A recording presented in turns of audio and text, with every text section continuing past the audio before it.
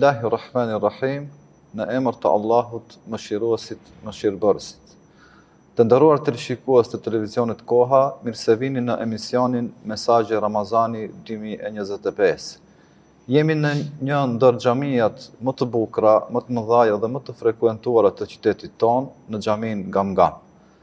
Bashkëbisedimi i sonтëm do të jetë me imamin e kësaj xhamie, me Hoxh Nuhi Gania, rreth temës Ramazani, muaji i mundësive dhe ndryshimit të individit dhe shoqërisë. I nderuari Hoxh, mirë se vini në emision. Mirë se ju gjeta.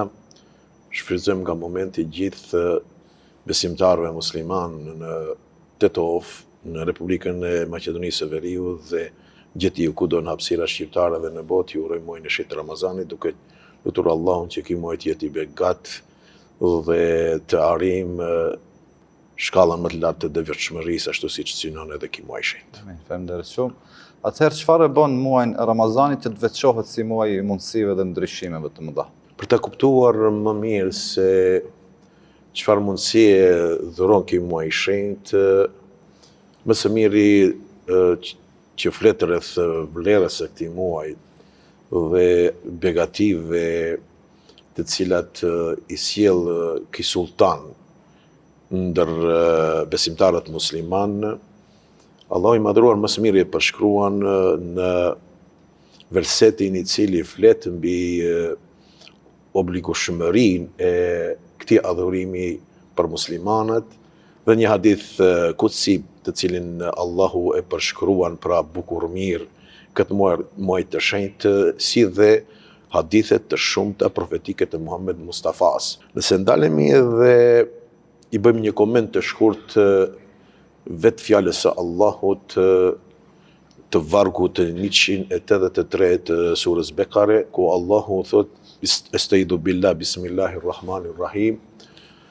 Ya ayyuhalladhina amanu kutiba alaykumus siyamu kama kutiba alal ladhina min qablikum la'allakum tattaqun." Sadaqallahul azim. O ju që keni besuar, është bërë obligim juve agjerimi, saumi, ashtu siç ishte tek popujt para jush, për një arsye të vetme, një synim të vetëm, një qëllim të vetëm, la'allakum tattaqun, që ju të jeni më të devotshëm.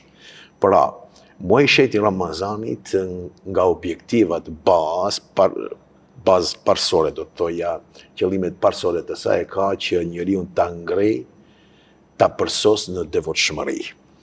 Dhe e dim ne mirë shumë se çfarë do të thotë devotshmëri, kur e kanë definuar ulemaja, dietarët islam kanë thënë se devotshmëria është që njeriu besimtari të jetë atje ku Zoti e don dhe fare mos qëndrojë në ato vende, veprimet të cilat Zoti nuk është i kënaqur me robën e tij.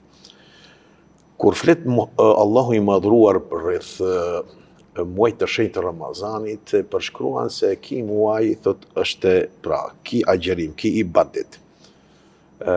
Kjo vepër e besimtarit musliman thot saumuli, pra agjerimi është i imi.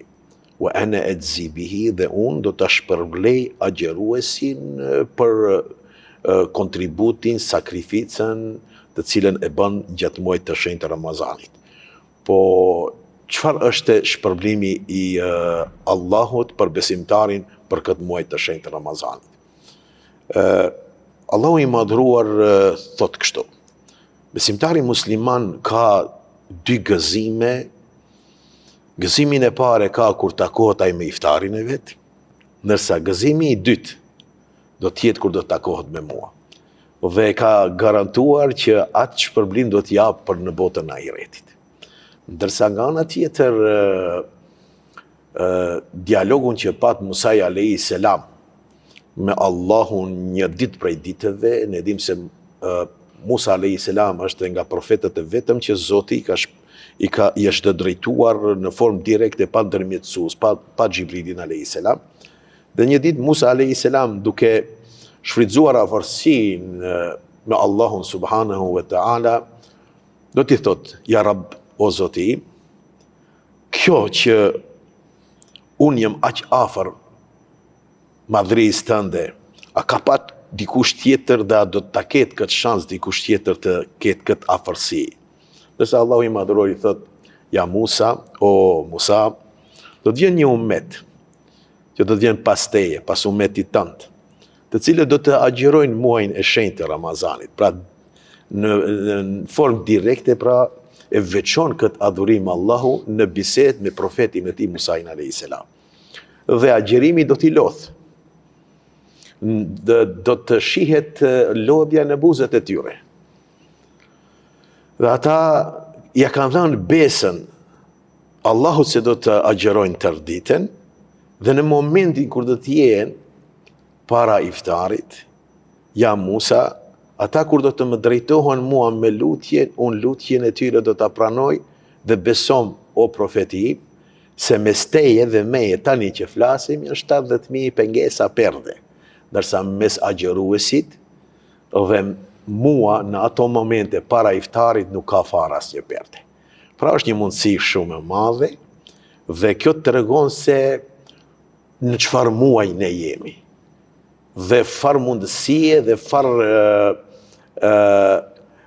shanse në afrohet të neve që të kemi këtë që nuk e ka pat edhe profetët në të kaluarën dhe popujt pra umetet e tyre. Dhe nga ana tjetër, Allahu i madhruar thot se në këtë muaj, pra unë shpërblimin për te do ta kem xhenetin. Ndërsa Muhammed Mustafa alayhis salam kur vinte nata e fundit muajit Shaban, dilte para besimtarëve dhe u thonte o ju njerëz. Pra këtu pejgamberi alayhis salam flet për far muaj madhështor dhe në cilin muaj madhështor gjendemi, dhe ai flet për far muaj besimtarët duhet të përgatiten që është duke ardhur. Thotë o ju njerëz, vjen një muaj shumë i begat, ku Allahu në këtë muaj ka prangosur gjinët, shejtanët, e rebeluar, ka mbyll dyert e xhehenemit ndërsa i ka hap portët e xhenetit.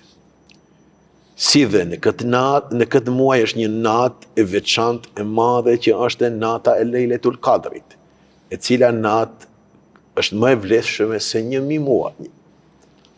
Dhe se ky muaj është muaj i mëshirës së Allahut. Dhe këtë muaj besimtari duhet të bëjë durim dhe shpërblimi i durimit është xheneti, dhe ky muaj është muaj i bamirësisë. Ai i cili jep një iftar një vllau të tij fiton shpërblimin e agjerimit të agjeruesit, duke mos ju paksuar atij shpërblimin nga agjerimi i tij. Pikrisht ku Allahu foli më lart se ky adhurim synon devotshmërinë, nga ana tjetër se ky adhurim shpërblimin tek Allahu e ka xhenetin, dhe se pejgamberi alayhis salam kur i numëroi disa pika që e veçojnë muajin e bekuar të Ramazanit, kjo na tregon se është një muaj që i jep mundësi të mëdha besimtarit musliman. E kuptuam që ndër shumë të mira që i ka ky muaj, ka edhe muaj i afërsisë me Zotin. Çka mund të na thoni për këtë? Ne dim se gjitha adhurimet të cilët Allahu i ka caktuar dhe që janë të obliguara për besimtarin, për besimtaren, synojnë afërsinë me Zotin, por në këtë muaj diçka ndodh e kundërta. Pra gjithë ibadetet që i bëjmë brenda 11 muajve të vitit, ne synojmë t'i afrohemi Allahut, t'i afrohemi kënaqësisë së Zotit, ndërsa në Ramazan pra ndodh e kundërta, ku Allahu na afrohet të neve. Në natën e parë të Ramazanit, Allahu zbret në qiellin e parë dhe zbret mëshirën e tij mbi besimtarët muslimanë.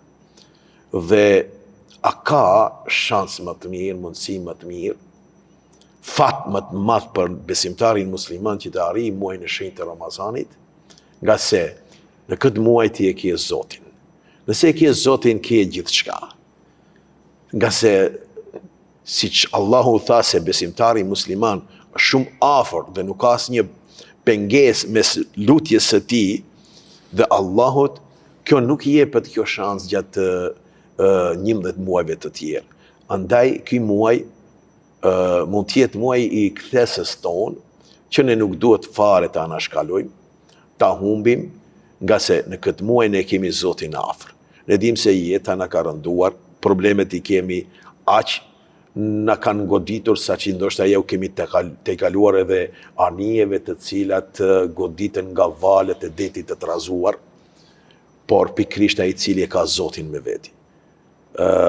Do t'i përballoj gjitha ata nga se Allahu e thirr robin e tij dhe i thot kur flet se Allahu është një dhe thot Allahu Samed, Allahu është që duhet t'i kthehet, çdo kush i kthehet, po më së tepërmi që duhet t'i kthehet dhe të kërkojë mbështetjen, kërkojë çare. Zgjedhjen është besimtari musliman. Ne dim se në familjet tona, në shoqërinë tonë kemi probleme të cilat janë të llojeve të ndryshme. Kemi problemet ndoshta të komunikimit të mirë, të dashurisë mes njëri tjetrit. Kemi problemet të shëndetit, të jetesës, ekonomisë, të sigurisë, të arritjeve, dhe gjitha këto besimtari musliman mund t'i kaloj kur ai është me Allahun. Dhe pikrisht ky muaj është muaj i afërsisë, nga se në këtë rast ndodh pra e kundërta, Allahun e kemi nga ne, nga se Allahu i madhëruar kur flet për ajetin më lartë të cilin e cekëm surës Bekare 183, kur e bëri për obligim këtë adhurim, pra agjërimin e Ramazanit, dhe mandi ku thot e jamel ma'dudat, janë ditë të caktuara, dhe flet për kush është i obliguar për të agjëruar, dhe kush pastaj është i lirë nga agjërimi, me njëherë mes ajeteve të cilat flasin për këtë adhurim kaq madhështor do ta thuaja, Allahu ka zbrit një ajet mes këtyre ajeteve ku thot Allahu i thot Muhamedit alayhi selam se o Muhammed, ty të pyesin, do të pyesin. Wa idha sa'alaka ibadi anni. Nëse ndodh që të pyesin ty robët rrit e mi. Kur të pyesin ku jam unë, fe inni qarib. Ka sjell në menjëherë pra mbas pyetjes përgjigjen e cila i thot Muhammed Mustafas dhe neve, nuk i tha o Muhammed thuaj se unë do t'jem afër, por tha unë jam afër vetë se ma. Gjatë muajit të Ramazanit unë jam afruar o robit tim. Andaj le të më drejtohet mu me lutje dhe unë do t'i përgjigjem lutjesve të tia. Pra pikrisht ky muaj është muaj do të thoja më me vlerë për besimtarin musliman, nga se në këtë muaj nëse çdo gjë që kemi, çfarë do lloj pengese që kemi, në jetë e kemi pra momentin, e kemi pra atë që quhet hapësirë që ne t'i zgjedhim çështjet tona, problemet tona, nga se në këto momente, gjatë sofrës së iftarit, po edhe gjatë gjithë ditës duke qenë agjërueshëm ne, nëse i drejtohemi Allahut, lutjet e robit i cili është agjërues, Allahu nuk i kthen prapa.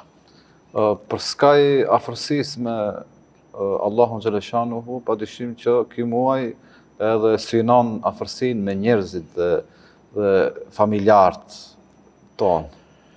Çka mund të thoni? Nëse marrë fjalën saum, trungu i fjalës që është, pra thot është abstenim, largim, pengesë, largesë, por Allahu i madhëruar nuk don vetëm ne që të largohemi nga ushqimi dhe nga pija. Ky ibadet kërkon që besimtari musliman të reformoj veten e tij gjatë këtij muaji, por kjo nuk është e mjaftueshme, po kërkon që pas këtij muaji ai të vazhdojë në vazhdimsi, ashtu siç është formuar gjatë këtij muaji, siç i ka hije një besimtarit musliman. E çfarë do të thotë? Se, thot pejgamberi alayhis salam, ai i cili nuk e ndal gjuhën e tij, ai i cili nuk e ndal shikimin e tij, ai i cili nuk e ndal dorën e tij, Ai cili nuk e kontrollon veten e tij gjatë muajit të Ramazanit, thot Allahu nuk ka nevojë që ai të qëndrojë i uritur dhe pa konsumuar pije, nga se Allahu kërkon pra që njeriu kur ndal gjuhën realisht ai afrohet njeriut. Se gjuha është organ i cili edhe më shumë i largon njerëzit mes veti. Dhe sot ne nëse agjerojmë, agjerimi jonë neve do të na afroj para së gjithash me sjelljet tona, të reflektojmë. Nuk thot pejgamberi alayhis salam kot kur thot se nëse dikush është agjerueshëm dhe dikush pra e ngacmon, e fyn, thot thuaj se unë jam agjerueshëm. Pra kjo është ajo, do thoja, modeli i agjeruesit i cili do të veprojnë këtë formë. Ja patëm ne para disa ditëve ndodhi ajo tragedia në Shkup ku për një zëng banale vriten njerëzit në çarshi. Edhe kjo nuk është hera e parë, tash Zoti inshallah të jetë hera e fundit që ndodhin këto gjëra dhe muslimani nëse shkon në xhami, muslimani nëse i shkon Allahut në sejdë, nëse muslimani agjeron muajin e shenjtë të Ramazanit, ai duhet të Ramazani synon vetë kontrollin e sjelljeve të njerëzit. Dhe nga ana tjetër më folim edhe ajo tjetra kur besimtari musliman nëse afrohet me Allahun, ai para së gjithash Allahun nuk e don robin i cili afrohet me Zotin ndërsa nga ana tjetër largohet nga njerëzit. Pra në këtë muaj të shenjtë Ramazanit ne ashtu siç Allahu na është afruar neve, ne do t'ju afrohemi njerëzve. Duhet t'u afrohemi para së gjithash njerëzve të afërt të shtëpisë.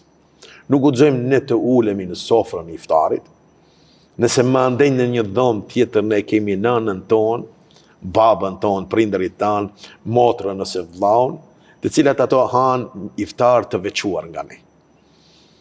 Kur e dim se shoqëruesi i Musait alayhis salam, kur i tha Musait alayhis salam, Allahu se a don ta kuptosh kush do të jetë shoqëruesi jot dhe i afërt i jot për në xhenet, ai kur e përcoll atë kasapin, që merrej me therrjen e kafshëve, edhe ndoq veprimet dhe pa se ai bënte një veprim shumë më ndryshe, ai faktikisht merrej me një dhomë tjetër para se me shtru ushqimin tek Musai alayhis salam, dhe kur e pyeti i tha se kush është atje, tha është nëna im dhe unë asnjëherë nuk konsumoj asgjë duke e veçuar nënën nga sofra ime. Dhe i tha po të bëj një mishde, pra po të përgësoj se ti do t'jesh shoqëruesi im në xhenet. Pra, nëse duam ne në xhenet të jemi me profetët e Allahut, ne nuk guxojmë të largohena para së gjithash nga prindërit, nga baba dhe nana.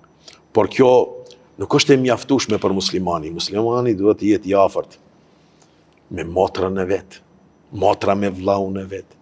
Muslimani duhet të jetë i afërt me familjen e ngushtë të tij, me bashkëshortën e tij, me fëmijët e tij. Muslimani duhet të jetë i afërt edhe me fëmijët e tij. Muslimani duhet të jetë i afërt edhe me rrethin ku jeton.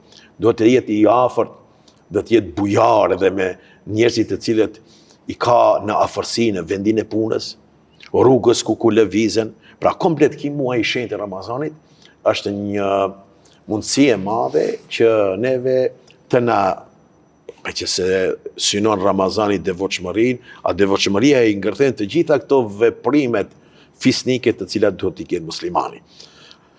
Andaj të shfrytëzojmë këtë mundësi që ne t'i afrohemi njëri tjetrit, nga se Allahu nuk i don ibadetet tona nëse ne jemi në armiqësi me njëri tjetrin, nëse ne kemi xhelozi ndaj një tjetrit, nëse ne kemi të mbushur zemrën me urrëtie, besoni se nuk ka vend edhe dashuria për Allahun në një zemër ku ajo zemër është e mbushur me urrëtie ndaj njerëzve. Hoxhë nderuar, përveç që njihet si muaj i afërsisë me Zotin, i afërsisë me familjarët, me njerëzit, ose njihet edhe si muaj i shëndetit. Në këtë pikë çka mund të më thonë? Dihet se ne nga imsaku deri në iftar i largohemi, do të ndryshon komplet ritmi i të ushqyerit. Pra Ne standardi kemi 3 vakte të cilat i konsumojmë jashtë Ramazanit, që është pra mëngjesi, dreka dhe darka. Po në gjatë muajit të Ramazanit pra ndron komplet sistemi pra edhe të ushqirit ton. Dhe kjo e bën që besimtari musliman kisi i udhuron komplet organeve të tretjes një pushim. Lodhjen që e kam pat për 11 muaj, jam mundëson pra organeve të tia, muajshin të Ramazanit që organet pra të pushoj, dhe atë që ndodh fenomeni i asaj që reflekton dhe ndikon agjerimi, largimi pra nga të ushqyrit dhe pirja, këtë flasën njerëzit të cilët merren me medicinë, me shëndetin e njeriut. Dhe pejgamberi alayhis salam ka një hadith të mirë ku thot: "Sumu tasawhu", agjeroni që ju të jetoni të shëndetshëm. Dhe sot në botë problemi më i madh që kemi në nivel global është mbi pesha e cila e ka mundur pra njerëzit. Dhe mjekët e cilët e dihet se mbi pesha është, do të thoja, vendstrehimi i shumë smundjeve, dhe mjekët tani për tani në botë praktikojnë dietën për ta ulur mbi peshën tek njerëzit. Realisht ne kemi një adhurim, një muaj ditë, i cili muaj pra synon uljen e mbi peshës së njeriut, dhe efektet të cilat ndikojnë që ditët e para të agjerimit, ata të cilët i kanë përcjell, kanë bërë hulumtime dhe analiza, flasën se menjëherë aktivizohet pra trupi i njeriut që të shfrytëzojë gjitha ato rezervat e yndyrnave, të cilat janë tajuar, kanë gjetë vend në trupin e njeriut dhe organizmi i harxhon. Rregullohet sheqeri në gjak, rregullohet tensioni i gjakut dhe shumë dobi tjera shëndetësore të cilat i ka besimtari musliman gjatë muajit të shenjtë të Ramazanit duke agjeruar. Dhe pikërisht pra mund lirisht ta quajmë ardhjen e muajit të Ramazanit në shtëpitë tona, sa është edhe mjeku jon i shtëpisë. Kjo ishte në aspektin e shëndetit, pak në aspektin shpirtëror, Ramazani si muaj i faljes. Muslimanët kanë nevojë edhe faljen e Allahut xhaleshan.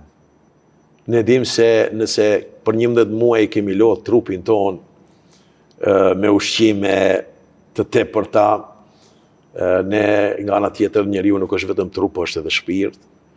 Ka di komponente pra atë anën e shpirtit dhe të trupit, dhe gjatë 11 muaj ne kemi lodhur edhe shpirtin ton. Ka ndodhur që veprimet të cilat e kemi bë na kanë dobësuar edhe largimin ton, pra do të thotë janë shkaqe që ne të largohemi dhe nga praktikimi që të dukemi si duhet si musliman.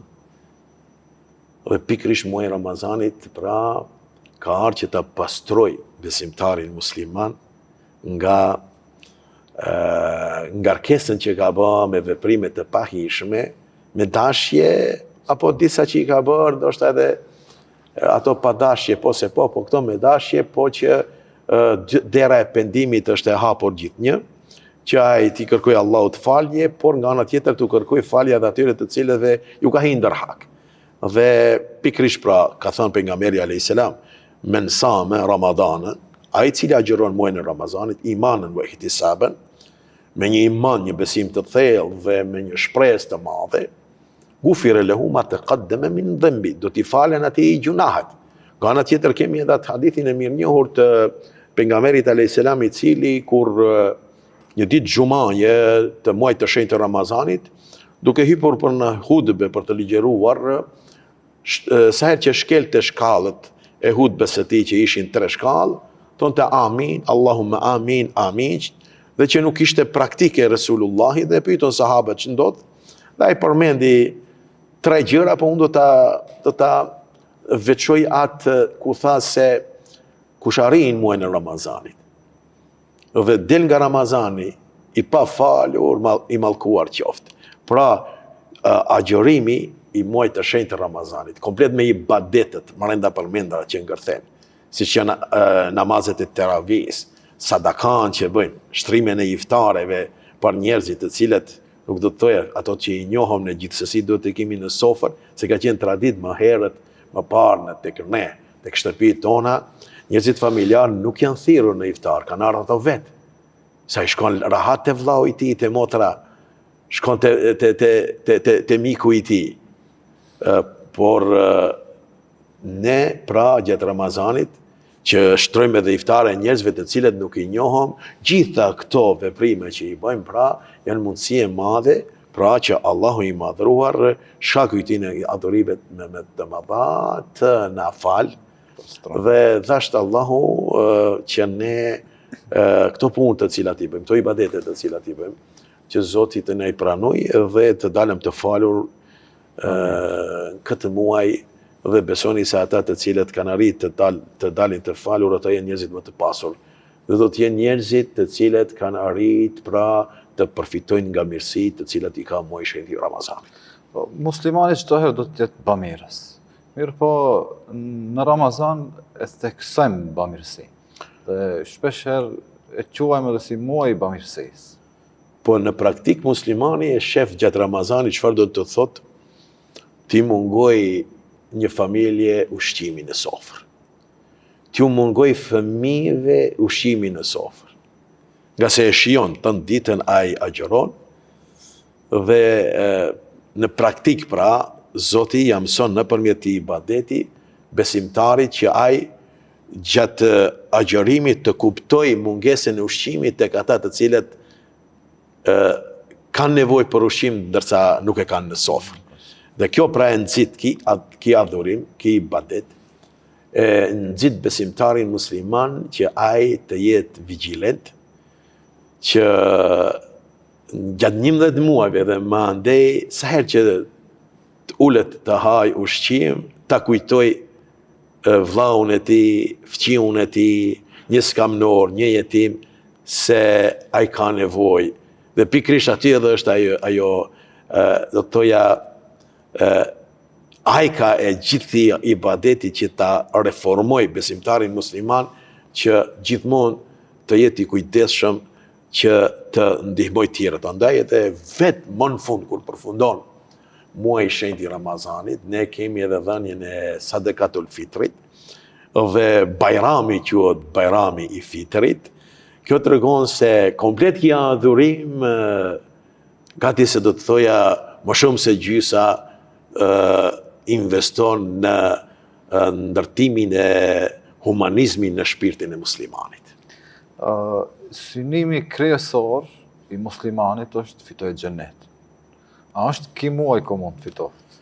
Po përderisa Allahu i madhëruar, siç thot pejgamberi alayhis salam, në një hadith të mirënjohur është se thot pejgamberi alayhis salam janë dhënë 5 gjëra umetit tim gjatë Ramazanit që nuk janë dhënë një umeti tjetër përpara. Para ka thënë se era e agjerusit tek Allahu është më e këndshme se sa era e miskut. E dyta është se peshqit në det. Kur flasëm për punën e krijesave, pjesa dërmuese, numri më i madh të krijesave gjenden brenda në det, në ujrat, në oqeanet. Dhe thot pejgamberi alayhis salam, të gjithë peshqit luten për agjeruesin, një shans shumë e madhe, një mundësi shumë e madhe. E treta thot se për çdo ditë Allahu e urdhëron xhenetin që të zbukurohet. Për kënd? Për agjeruesin i cili agjeron. Dhe kemi nga 8 porte të cilat janë të xhenetit, Allahu i madhruar njërin nga ato porta i ka cilësuar porta e agjeruesit, apo siç njihet ndryshe porta e Rejanit. Dhe pejgamberi alayhis salam që në ditën e parë pra të fillimit të Ramazanit i lajmëronte besimtarët se vjen një ditë, vjen një muaj ku në këtë muaj mbyllen portat e xhenemit dhe hapen portat e xhenetit. Dhe mendoj se agjeruesi vetëm më duhet gjatë agjerimit të tij të nuhat erën e xhenetit. Ashtu siç kur nuhatim erat e aromave, të parfumave, ashtu siç nuhatim erat e ushqimeve të cilat përgatiten në kuzhinën tonë, besimtari i cili arrin kulmin e devotshmërisë, duke u përmbajtur komplet me rregullat të cilat i ka përshkruar Allahu dhe pejgamberi alayhis salam, që është modeli më i mirë për ne, ai vetëse gjatë këtyre ditëve të agjërimit, mendoj se i ndëgjon edhe të trokaturat e lëvizjeve të cilat ndodhin në xhenet. Pikrisht pra, ky muaj është muaj i xhenetit për ne. Pra, muaj Ramazanit është një muaj që ne investojmë për të mirat e kësaj bote, ashtu siç folëm pra ndikimin në shëndetin tonë, në marrëdhëniet tona sociale me njerëzit. Gjithashtu është një investim që ne fitojmë edhe vendin më të mirë që është pra xhenetet e Zotit për botën ahiretit. Ju falenderojmë shumë, Hoxhë i nderuar. Për fund, nëse mundet një mesazh për shikuesit. Meqense ky muaj u përshkruajtur, ne nuk thamë asgjë, ky muaj shumë i madh. Madhështore ka bëu Allahu. E ka përshkruajtur bukur mirë pejgamberi alayhis salam, por unë do t'ju përcjelli nga ky vend, nga kjo xhami, nga kjo shtëpi e Allahut, gjithë besimtarëve musliman, pa dallim moshe që kanë, gjinie që kanë, që të shfrytëzojnë në maksimum çdo sekond, do të thoja, çdo minutë, çdo orë, çdo ditë, çdo javë, duke synuar që ne të ngritemi sa më shumë në devotshmëri, që nesër mos ndodh që të bëhemi peshman kur t'i shohim njerëzit të cilët Allahu ju fal xhenetin, ndërsa ne të rrim në një anë tjetër dhe të themi pse ne nuk e bam kat. Dhe këtë do ta përfundoj me një histori të cilën kam rastis ta lexoj, që flet kur Dhulkarneni alayhis salam me ushtrinë e tij duke pushtuar, pra ne dim kush është Dhulkarneni alayhis salam, është një i dërguar i Allahut, por në njëjtën kohë një ndër pushtuesit më të mëdhej, pra që mbretërit më të mëdhenj që ka pat historia e njerëzimit, dhe duke ecur në lindjen e largët, ndalen në ushtrinë dhe i përgatiten moralisht ushtarët, nga që se o pejgamber dhe Allahu ka informuar se çfarë i pret.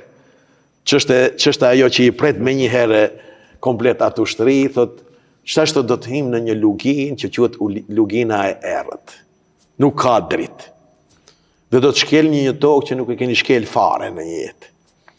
Dhe ata të cilët nuk do të marrën nga ajo tokë, kur do të dalen andej, do të pendohen pse nuk kanë marrë, por edhe ata të cilët kanë marrë, edhe ata do të pendohen. Do të bëhen pishman. U futën mrenda, në ndërkam hetonin se shkelnin diçka që se kishin shkel kurri. Nga natyra disa njerëz ne i njohëm në shoqëri, kemi që janë pesimist. Nuk kanë atë shpirtin optimist, me që se ato që i do marrën do pendohen, di bin pishmon, pse të marrëm ne? S'marrëm miqtë, ne ti mbajmë kote të sendet, pse koti? Ndërsa ata tjerët i kuptuan se hecin ndërkamët e tyre, shkelin diçka që nuk është normale dhe murën diçka. Nuk shifnin asgjë se o terë. Kur dulen drita ndë, to të cilët kishin marrë nga toka ku shkelen, kur i hapën durët e tyre, panë se durët i kishin me diamanta, me gurë të çmuar. Dhe u bën pishman se s'kishin marrë më shumë. Ndërsa ata tjerët të cilët nuk murën, ata u bën pishman, se s'murën asgjë. Andaj, ju thamë, edhe atyre të cilët nuk i qasen Ramazanit, e keni mundësinë e madhe. E keni mundësinë e madhe nëse ke problemet tua në jetë, s'ka kush që ti zgjedh jashtë Allahut. Futu, agjero. Shijo agjerimin, do të shohësh reflektimin dhe begatit dhe efektet të cilat do t'i dhuroj agjerimi si adhurim. Dhe këtyre tjerëve të cilat agjerojnë, ju them, përvishni krahët, mos u bani, do të thoja, dembela, bëhi punëtor të mirë, nuk them se nuk do të shkojmë edhe në punë, por qaseni, shkoni në xhami, bëni ibadete. Nga natyra ne jemi në xhami dhe i njohëm mentalitetin e xhamatit tonë, ja dhe ditët e para, subhanallah, kemi shumë xhamat. Ditëve tjera duhet të shtohet xhamati, reflekton e kundërt aki se kanë kry me Ramazanin dhe i kanë marrë sendet që i dhuron Ramazani dhe dal nga dal bie tempoja e xhamatit dhe ditëve të fundit fillon të shtohet nga dal. Ndërsa në sport nëse e shohim, sportistët në fillim e kanë atë tempon e lojës, e ruajnë kondicionin dhe gjithnjë shkojnë duke e shtuar nga se synojnë çfarë, të fitojnë lojën në fund. Dhe muslimani, pra besimtarja, gjatë Ramazanit do të reflektoj këtë, do t'i qaset me një vullnet të madh, meqense kur i referohemi asaj se çfarë duaje bënin sahabët, ata duke ditë vlerën e Ramazanit, ato e lutnin Allahun 6 muaj përpara, o Zot, na mundso që të arrijmë Ramazanin. Andaj e keni shansën, jeni në muajin e shenjtë të Ramazanit, jepni adhurimit më shumë, bëni punët të cilat i keni, punët e përditshmërisë, bëhej njerëz të sjellshëm, besnik atje ku jeni në punë, ruajini pronën e punëdhënësit, bëhuni punëtor të mirë dhe ju punëdhënësit jepni hakun punëtorit, nga se nëse presëm që Allah na jep hakun ton gjatë agjerimit xhenetin, si mendon ti që i ke punëtorët tu, që nuk i vlerëson dhe nuk i jep hakun si duhet. Pra, kjo është mesazhi të cilin ja u përcjelli gjithë besimtarëve, e në veçanti besimtarëve të trojeve tona, duke lutur Allahun që Allahu vërtet të na bekojë dhe begatojë në këtë muaj të shenjtë Ramazanit. Amin. Faleminderit shumë për këta mesazhe kaq të bukura dhe ju falenderoj që ishit pjesë e emisionit tonë. Faleminderit. Miru takofshim. Të nderuar teleshikues, ju dëshirojmë agjerim të lehtë të pranuar dhe ju falenderojmë që ishit me ne. Jemi në fund të emisionit, deri në takimin e radhës. Assalamu alaikum wa rahmatullahi wa barakatuh.